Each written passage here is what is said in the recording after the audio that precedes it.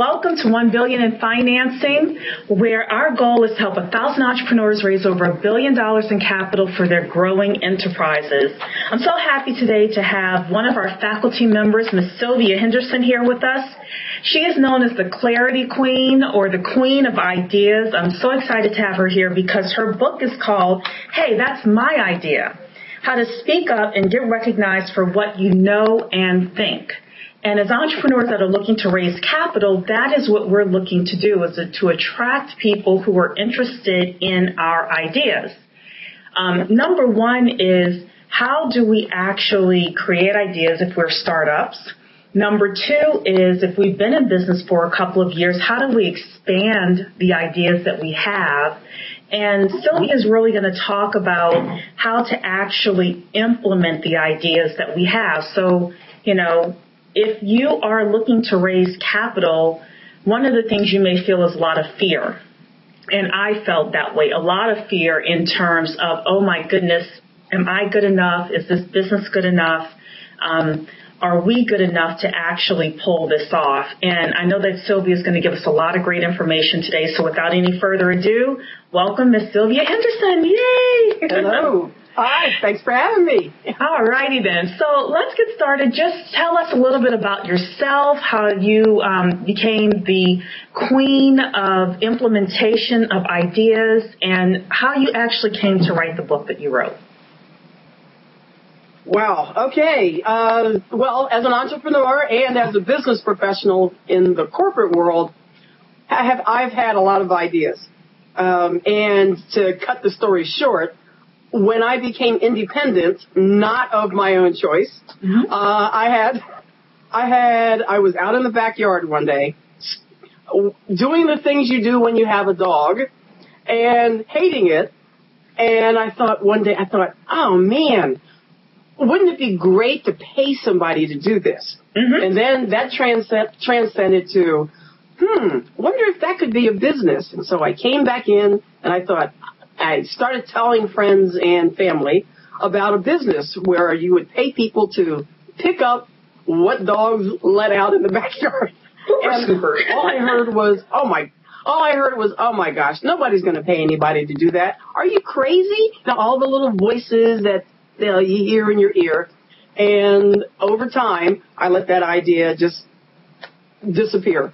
And lo and behold, months later, I saw a truck go by, and on that truck was a sign of a business, a national franchise, no less, that's making millions, doing exactly what I had an idea for. So that was one opportunity that, whether I was going to make it work, I don't know, but that was an opportunity that I lost. And I thought, I'm not going to let that happen. At least I can't say never again, but as little as possible. And I'm sure the entrepreneurs out there can relate to any number of ideas that have gone by. And so I went to research, what do I do when I make something happen versus when I don't? And what do the leaders who I know and who I interviewed in the corporate world, what do they do when they make things happen? And finding out that there was a consistency in a process, and that was the key, a process that we all seem to implement one way or another. And that's what I put together into a book. I thought, okay, I'm going to outline this process so that other people can not lose so many opportunities and lose money. Great. So let's talk a little bit about your process. And I just want to tell the audience out there, we're going to start with someone who's a startup. But if you already have an existing business and you're looking to grow, this is going to be important as well. But my first question for Sylvia is going to be about startups and finding an idea and actually implementing, getting that idea off the ground. What has your research discovered in terms of actually beginning the implementation of an idea? Right. Well, startup, and I know startup or not, the key is that this is a process. It's a system that we can apply to, I won't say any idea 100%, but I have not seen an idea yet, or a plan, or an intention, or a goal, because it doesn't have to be a brand new idea.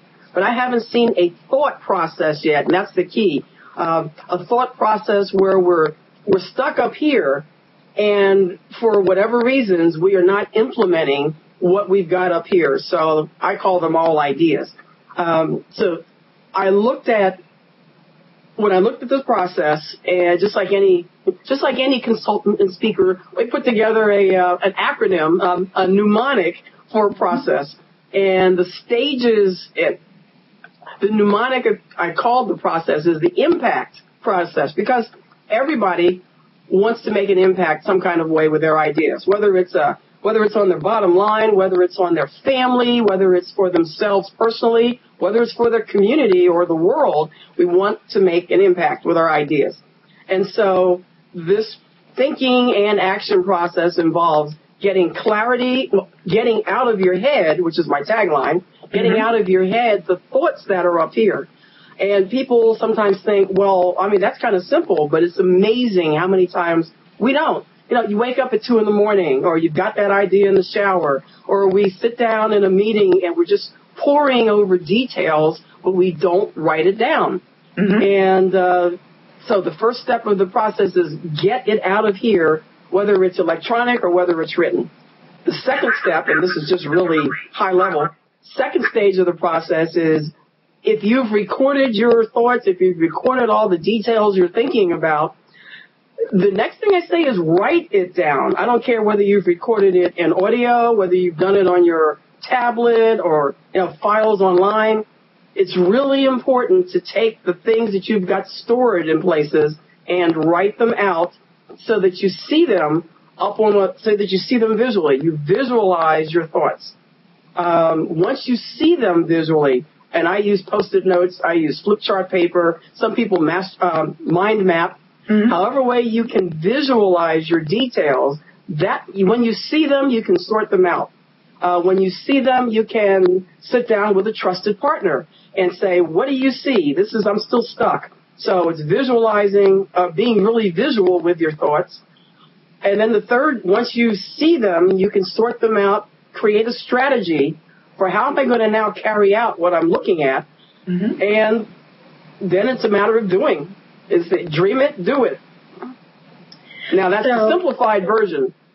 Right. So let's then apply this to what we're doing. We are writing business plans that investors or banks are going to put money into.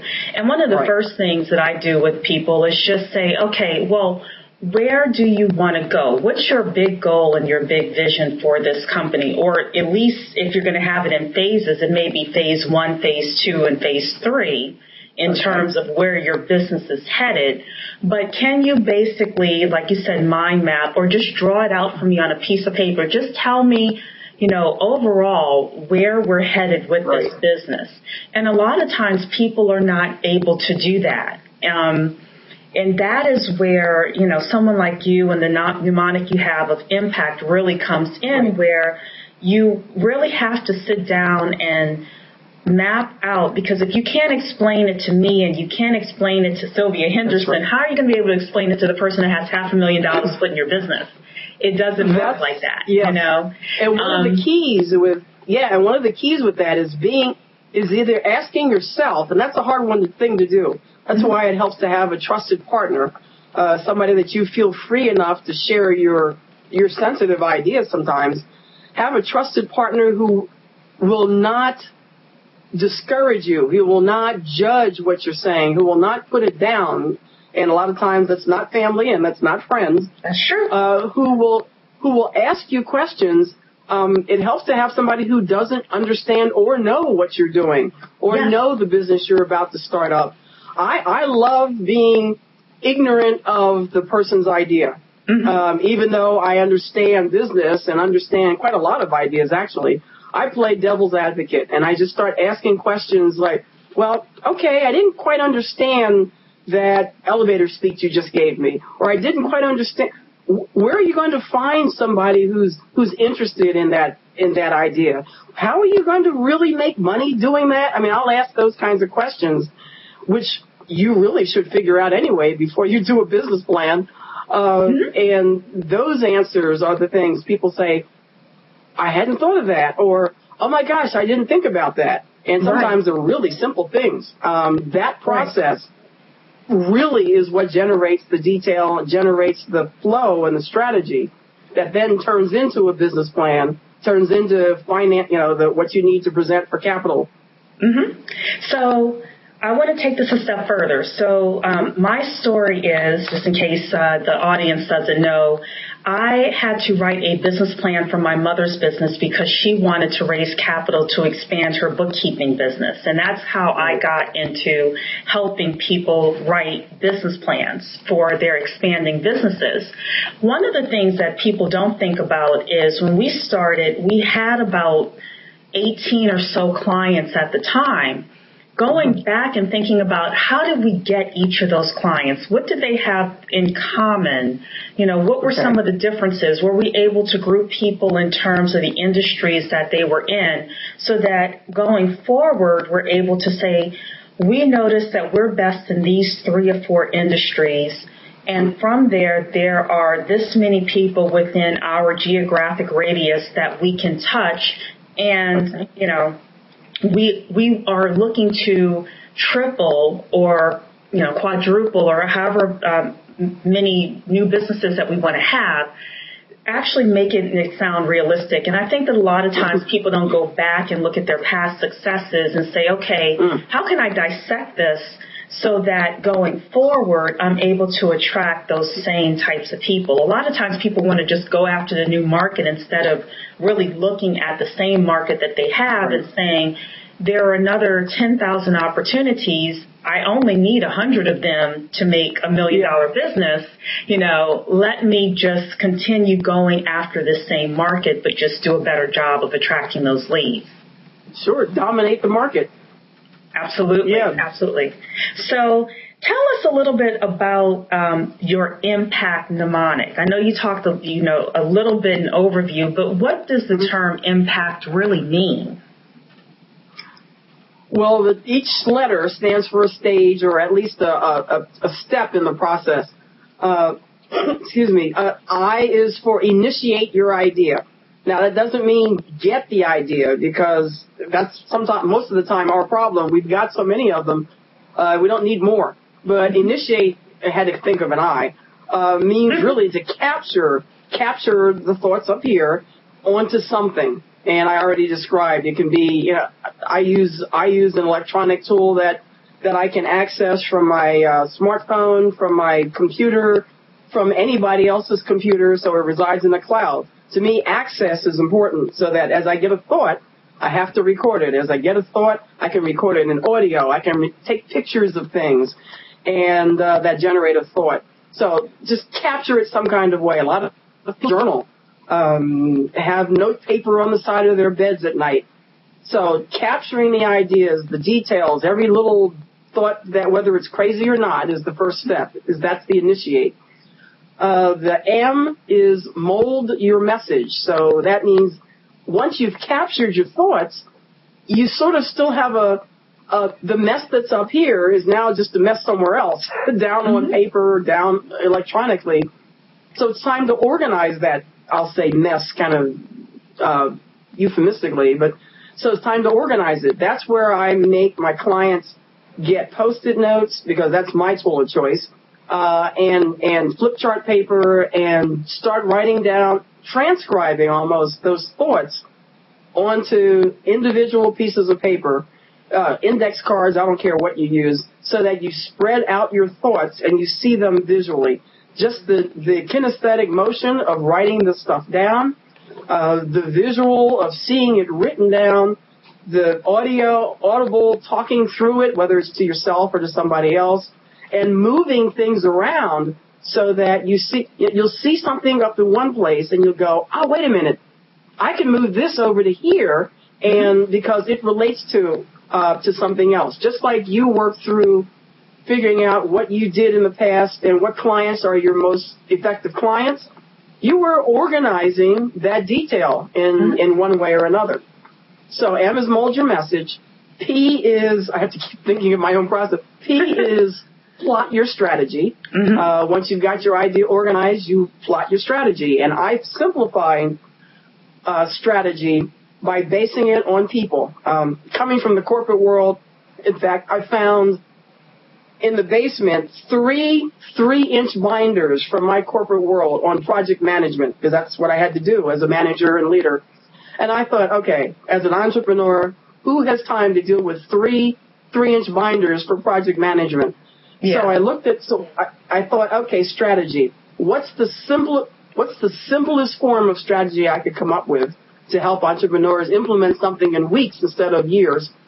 And it turned out every time I looked at what we did in project management, it involved people.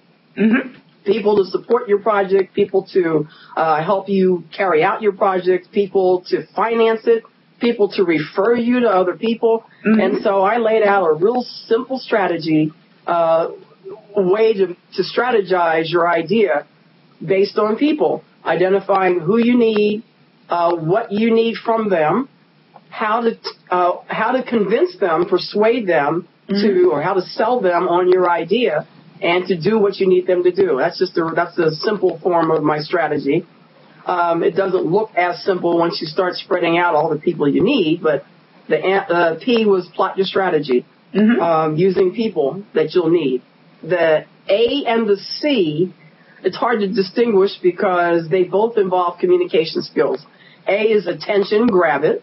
For all of the people you've identified, they are not going to listen to you. They can't hear your presentation. They're not going to pay attention to you or take you seriously until you've captured their attention. Mm-hmm. So I go through a lot of how to present yourself positively, how to capture their attention in some of our presentation skills and speaking skills that we both know.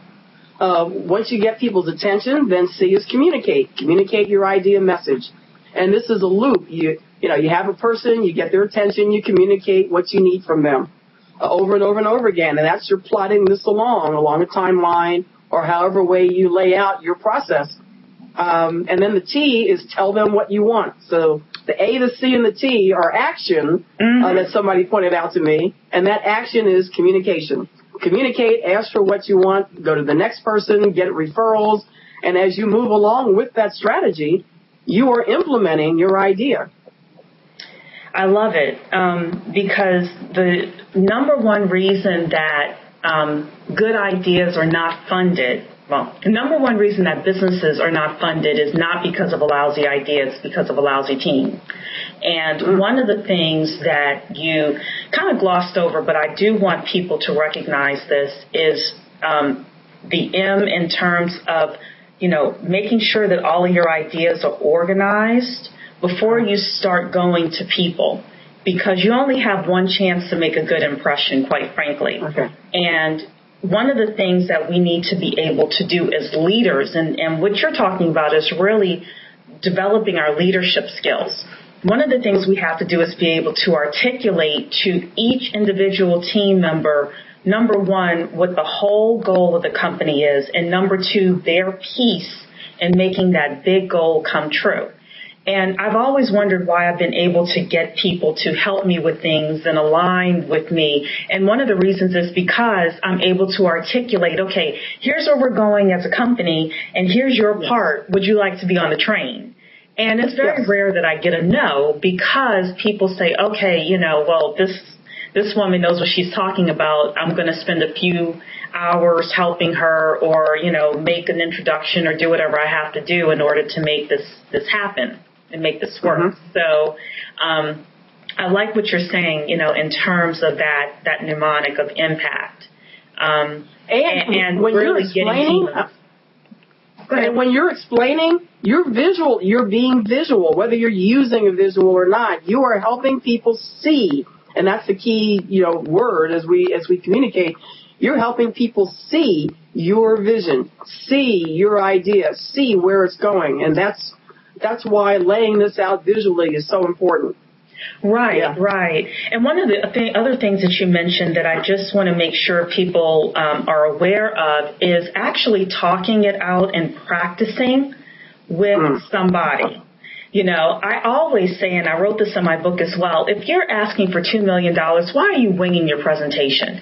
If I'm asking for that kind of money, I'm going to practice. I'm going to practice with 10 different people. I'm going to get 10 different, tweaks that need to be made. And no, you don't listen to everybody, but you get enough feedback so that by the 10th time, it's just little tweaks that you need to make. And Right. you don't have somebody saying, well, you didn't think about that, when you've been putting your plan together. So I think that that's important as well. And that's something that you had mentioned. I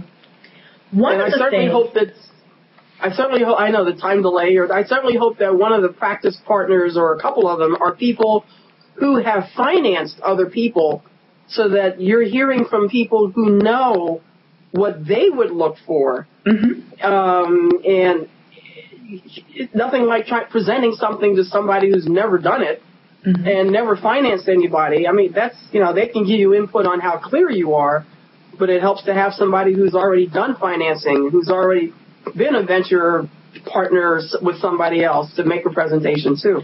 Or entrepreneurs that have raised capital as well, because they've been bruised on the other end of, I wish I had known that before I went in and spoke to this specific VC. So let's talk a little bit about stealing my ideas, because that's something that you actually talk about in your book, and it's something that a lot of entrepreneurs that are looking to raise capital are paranoid about. And one thing that I will tell my listeners is that a lot of angel investors will not sign a non-disclosure agreement. They just won't do it, because they hear, the ones that hear like 100 pitches a year, they tend to hear the same pitches over and over again. So a lot of them don't like to sign these NDAs, and a lot of people don't know that. But you actually, in your list of questions that you gave me to ask you, the one that I picked out was about stealing ideas. How can we protect our ideas, or, will someone steal our idea because we've made it public and we've put it out there? People, one of the first things I tell folks, number one, several answers to that, real short answers. Number one, depending on the stage you're in and sharing your idea. Now, if it's for some new product or new software or new service that you really, that's so new you're worried about people taking it before you reveal it, definitely check with intellectual property legal lawyers to find out what's involved in protecting your information product or your intellectual property. I say the thing to worry about as far as somebody stealing your idea is, I wouldn't put my brand new product idea out on Twitter or out on Facebook and say, hey, just want to share with everybody what I'm thinking. I'd be careful with that until I've protected what it is I'm trying to launch. Now, that's the part that I would worry about in terms of stealing your idea. I would say I don't have the exact scientific figures, but 95% of the time, when you're sharing your idea with teammates, when you're sharing your idea with potential partners, with funders, you just said there are so many ideas out there that they're not going to take your idea and do the work. That's the thing. Do the work that it takes for you to put your idea into action. Now, of course, in the workplace, we hear about our coworkers heard me say something and now they went and implemented my idea. But, you're not talking about that. You're not talking particularly about workplace colleagues and workplace politics. You're talking about entrepreneurs who are trying to get their ideas funded. There is so little worry about somebody stealing your idea. That's the kind of the overall answer. It's an idea economy. Many of the authors that we hear about, Daniel Pink, Seth Godin, a lot of these folks talk about this is the economy of ideas. And the more we get them out there, the more we talk them through, the more other people can help you improve your idea to encourage it, to sort of ensure that it's successful. Right. So don't worry about somebody stealing your idea. But I would say if you really, really are scared of that, first check with an intellectual property lawyer. But no, most folks are not going to take your idea. Yeah, I agree with that. I'm sorry? I'm sorry, they might think they are, but when they find out how much work is involved in getting a business going or getting that funding, it's not going anywhere. I will tell you that I have had people, authors, for example, come to me and say, oh, we'll start talking about something and they'll come up with, or we'll come up together with a great title, to a book. Mm-hmm. And I'm like, you should write that book. If you don't write that book, then I'm going to write it with you so that we can get this information out there. I think that a lot of times people are concerned about the stealing of ideas because they're sitting on the sidelines for too long with that idea. And if, you and I talk and 3 years later you still haven't implemented that idea and you've spoken with 80 different people about it, eventually somebody is going to take that idea and run with it. The other big thing that I believe is that a lot of times people think it takes money to get these ideas up and going. And a lot of times it doesn't. Depending on what it is, again, if it's a software and you're not a developer, then yes, you may have to have somebody to actually develop it, which would cost money. But let's take your pooper scooper idea. Literally, you could have put that out there in terms of a flyer and had people call you, and then hired somebody or done it yourself for the first few clients. So it didn't even require any money. It just required, maybe $5 for flyers in your neighborhood just to see if that idea would even work. And how many times do we sit around and say, I need it to be perfect. I need the conditions to be right. I need to have all my tools together. Just in the last 3 to 4 years, what is available to us to implement our ideas, to put our thoughts into action, whether it's writing a book, whether it's creating an information product, even to start a business, what's available to us is so at our fingertips. There's so many resources that we didn't even have 5 to 10 years ago. When that idea was in my head about 10 to 11 years ago, I didn't even have the things that are available today. Although we did have the copy machine and printer. That's all that it would take. So let's talk a little bit about the resources that you have, because I know that you have your book and you also have other resources that people within the 1 billion in financing community can use in order to flush out their ideas. And sometimes people need you before they need us. They need, to actually flush out their idea and get some sales going before they would come to us and talk about, hey, I want to raise money for my idea. So tell us a little bit about the resources that you have, Sylvia.